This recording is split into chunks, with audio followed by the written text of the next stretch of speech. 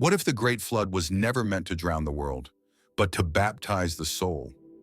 What if the waters weren't punishment, but purification, the sacred veil that separates the profane past from a divine rebirth? What if it wasn't history, but memory? Welcome to the flood beneath the flood.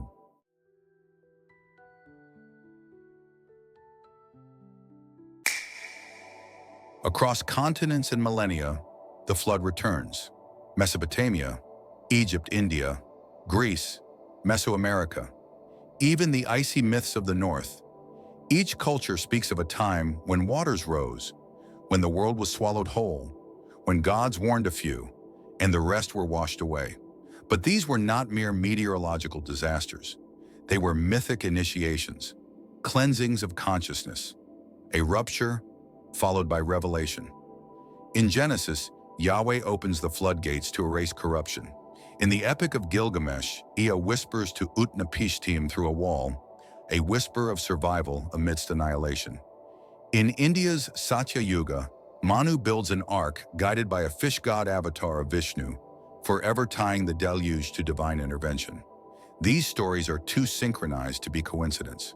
So the question must be asked, what truth hides beneath the waves?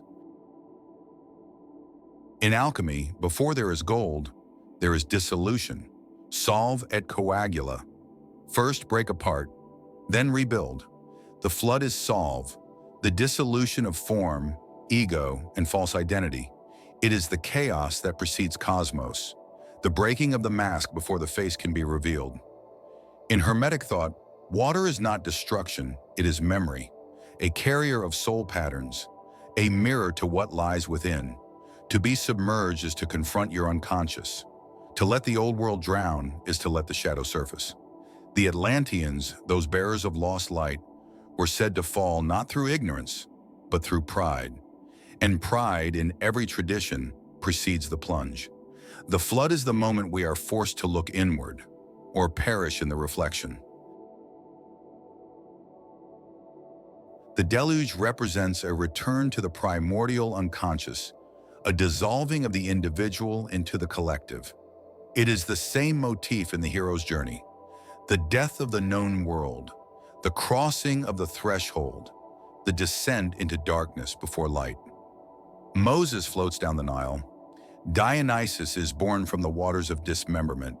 Quetzalcoatl returns in the mist after his people vanish beneath the tide. Even in the Gnostic texts, Sophia, the divine feminine, falls into the chaos of the material realm, only to rise again in luminous wisdom. This is the flood, not of earth and sky, but of soul. What if time is not a line, but a spiral, a serpent coiled upon itself, the Ouroboros devouring its tail to be born again? The flood does not come once, it comes whenever we forget, whenever we trade truth for comfort, wisdom for control, soul for surface. The Sumerians tell us of Ziusudra, who stood before Enki, the god of waters and wisdom. He was told, "The storm will sweep men away, but you must build, not just an ark of wood, but of consciousness." Every flood myth carries a remnant, a Noah, a Manu, a Deucalion, those who remembered the sacred amidst the surge. They are not just saviors, they are symbols.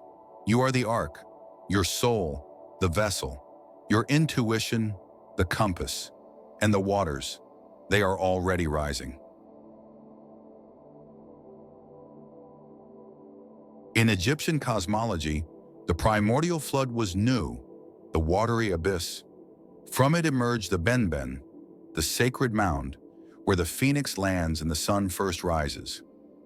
In Hinduism, the flood is cyclic, pralaya, a dissolving between yugas, where Vishnu dreams the universe again into being. In the Gnostic apocryphon of John, the soul must cross through layers of chaotic waters, led by divine light, to return to its source. Even the Hopi speak of previous worlds lost to water, with each destruction followed by higher consciousness.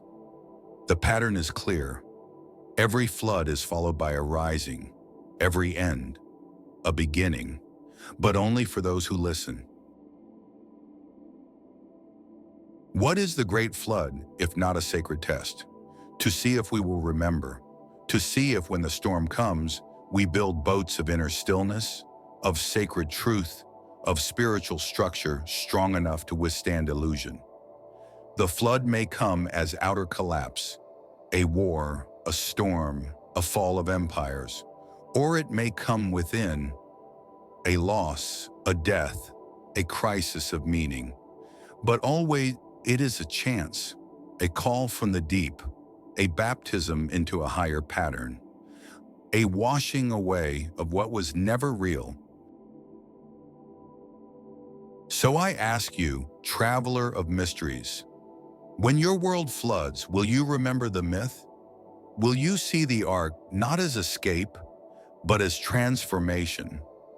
Will you walk the decks of your own soul, staring into the vastness, knowing that the deluge is not your end, but your rebirth? For the flood is not just a myth from ancient pasts. It is a whisper from your eternal self, the part of you that remembers before memory and calls you back to the sacred, not to survive, but to awaken. Thank you for sailing through the depths with us. If this journey stirred something ancient within you, subscribe to Gnostic Pulse and walk with us through the symbols, the stories, and the secrets waiting to be remembered. Until next time, keep your ark ready. The waters always return.